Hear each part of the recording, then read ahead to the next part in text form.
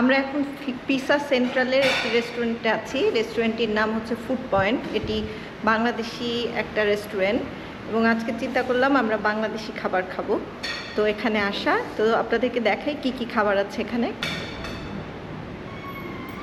এই রেস্টুরেন্টটিতে নিমকি, jalebi, vegetable roll, বিভিন্ন ধরনের মাংসের কারি, মাছের কারি, সবজি, এগুলো ছাড়াও রয়েছে ডিমের কারি, মুরগি ভাজা, এছাড়াও আরও অন্যান্য খাবার। সবকিছু দাম বাড়ছে না?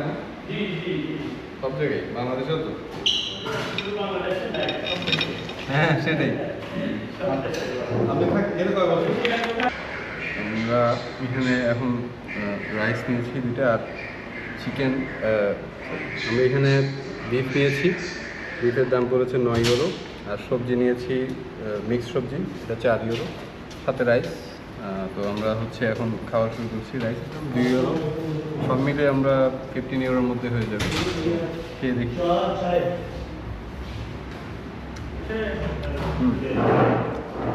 সবজিটা ভালো।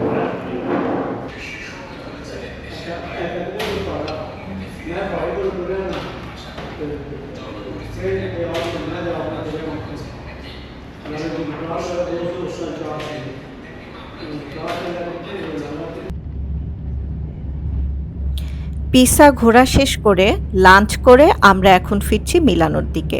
মিলানো পৌঁছতে পৌঁছতে রাত হয়ে গেল এবং আমরা ডিনার সেরে নিলাম ইটালির বিখ্যাত পাস্তা দিয়ে।